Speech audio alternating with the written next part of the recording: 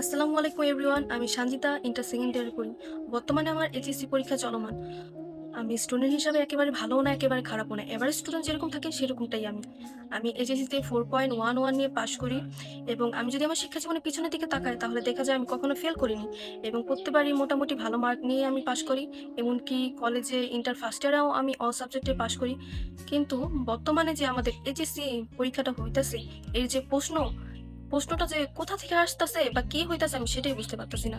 আমার প্রিপারেশন এত খারাপ ছিল না যে আমি কোনো এমসিকিউ বা সিকিউ দেখলে ধরতে পারবো না যে এটা এখান থেকে এসেছে বা কোথা থেকে এসেছে। বর্তমানে পরীক্ষার প্রশ্নগুলো এত মানে হার্ড হয়ে যাইতেছে বা কিরকম ভাবে করতেছে বুঝতেই পারতেছি না। কারণ বোর্ড এক্সাম গুলো দেখা যায় ওখানেও এরকম কোনো প্রশ্ন নাই। তো আমরা তো সবসময় টেস্ট পেপারের থেকে বোর্ড এক্সাম পাশাপাশি বিভিন্ন কলেজের প্রশ্নগুলা আমরা প্র্যাকটিস করি আমাদের পরীক্ষার জন্য। কিন্তু কোথাও এরকম কোশ্চেনই খুঁজে পাওয়া যাইতেছে না। মিলন সাহেব যদি প্রশ্নটা একটু চেঞ্জ করতে চাইতো বা যদি পড়ালেখার ধরনটাই চেঞ্জ করার ইচ্ছা থাকতো, তাহলে তার উচিত ছিল ছোট ক্লাস থেকে এটা শুরু করা। যেমন ক্লাস 6 থেকে যদি উনি এই পড়ার ধরনটা চেঞ্জ করতো, আস্তে, আস্তে বাচ্চারা সময় যেতে, যেতে যখন বোর্ড এক্সাম আসতো তাদের, তখন তারা এর সাথে মানিয়ে নিত। কিন্তু হুট করে যে একটা ইন্টারমিডিয়েট স্টুডেন্টের পড়ালেখার ধরন যদি চেঞ্জ করা হয় ৬ মাস আগে এবং এটা তার বোর্ড এক্সাম হয়, এটার ভিতরে এরকম কোনো চান্সও নাই যে উন উন উনি উনি যে বাচ্চাদেরকে পাস করিয়ে দিতে পারবে বা কোনোভাবে বাচ্চারা পাস করে উপরে ক্লাস উঠতে পারবে।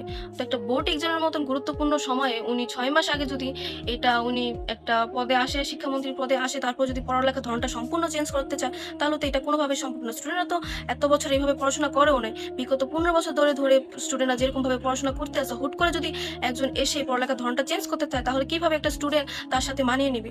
তার উচিত ছিল ছোট ক্লাস থেকে এটা শুরু করা। কিন্তু উনি এটা করেনি। তারপরও উনি কি করতেছে? উনি প্রশ্নটা যেভাবে করতেছে, একটা মোটামুটি ভালো স্টুডেন্টও ভালোভাবে অ্যান্সার করতে পারতেছে না। এমসিকিউ তে এত বাজে, এত জঘন্যভাবে করা হইছে যে কোন একটা ভালো স্টুডেন্টও মোটামুটি একটা 20 প্লাস মার্কের কোনো অ্যান্সার করতে পারতেছে না। মানে তাকে যে সে কি আদৌ পাস করবে সেটা তারা বুঝতেই পারতেছে না। তো মিলন সাহেব এরকমটা করার কারণ কি আমি জানি না বাকি স্টুডেন্টদের কি অবস্থা, কিন্তু আমার সাথে যারা আছে যাদেরকে দেখছি সবাদেরই কি একই সিচুয়েশন। যে সাবজেক্টগুলাকে সবাই অনেক ভালো পারতো যেমন অ্যাকাউন্টিং বা বাংলা, এই সাবজেক্টগুলো তাদের আরো বেশি খারাপ হইতাছে। কেন এটা কারণটা কি? একমাত্র মিলন স্যারই বলতে পারবে, কারণ উনি প্রশ্নটা যেভাবে করছে। আমি জানি না আমি কতটা যৌক্তিক কথা বলতে পারছি বা ভালো কথা বলতে পারছি। যদি কোনো ভুল ত্রুটি হয় তাহলে অবশ্যই আমাকে ক্ষমা দৃষ্টিতে দেখবেন।